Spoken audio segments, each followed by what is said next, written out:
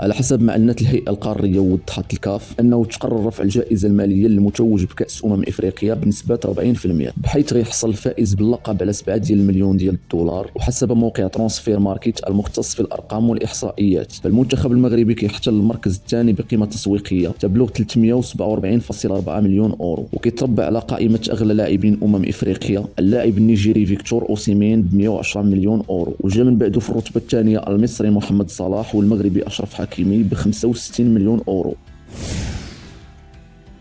كأس الإفريقية 2023 بالكوت ديفوار، نجوم إفريقيا ذهبية اللي بلغت القيمة التسويقية ديالها ملايين الدولارات. وخلال هذه النسخة من كأس إفريقيا للأمم تكون الأغلى منذ بداية الكأس القارية. فحسب موقع ترانسفير ماركت المختص في الأرقام والإحصائيات، المنتخب المغربي الوطني يحتل المركز الثاني بقيمة تسويقية تبلغ 347.4 مليون أورو، فيما حل المنتخب الكوت ديفوار البلد المستضيف في المركز الثالث بقيمة تسويقية بلغت 334.58 مليون أورو. وتم الاعتماد في هذه الإحصائيات على القيمة التسويقية للاعبين ديال المنتخبات خلال الموسم الجاري من البطولات اللي كيشاركوا فيها، وكيتربع على قائمة أغلى لاعبين إفريقيا اللاعب النيجيري فيكتور أوسيمين ب 110 مليون أورو، وجاء من بعده في الرتبة الثانية المصري محمد صلاح ب 65 مليون أورو، إلى جوار المغربي أشرف حكيمي ب 65 مليون أورو، الغاني محمد قدوس ب 45 مليون أورو، والكاميروني أندري أونانا ب 40 مليون أورو، إلى جوار البوركينابي إبمون تابسوبا ب 40 مليون أورو. وبنفس الرقم اللي هو 40 مليون أورو كيجي النيجيري فيكتور بونيفاس، إلى جوار لاعب منتخب غينيا سيرو كيراسي ب 40 مليون أورو، والإيفواري أونتمان ديوماندي ب 40 مليون أورو، والمغربي نايف أكرد ب 38 مليون أورو. وعلى حسب ما أعلنت عليه الهيئة القارية غتوصل القيمة المالية للمنتخب اللي غيتوج بهذه النسخة من كأس إفريقيا بالكوت ديفوار 2023 ل7 ديال الملايين ديال الدولار، على حسب ما كانت أعلنت عليه الهيئة القارية. وكانت وضحت الكاف على أنه تقرر رفع الجائزة المالية للمتوج بكأس إفريقيا بالكوت ديفوار 2023 بنسبة 40%، حيث غيحصل الفائز باللقب على 7 ديال الملايين ديال الدولار، فيما الوصيف غادي يحصل على 4 ديال الملايين ديال الدولار. والمنتخبات المتأهلة للدور نصف النهائي غتحصل على 2.5 ديال الملايين ديال الدولار، كما غتحصل المنتخبات الصاعدة للدور ربع النهائي على مليون دولار. وكان صرح كذلك رئيس الهيئة القارية باتريس موتسيبي على أنه تم تحقيق هذا التقدم الكبير خلال هذه السنتين الماضيتين بزيادة الجوائز المالية لكأس إفريقيا وجميع المسابقات الكبرى الأخرى، وبأنه قاموا بزيادة الجائزة المالية للفائز بكأس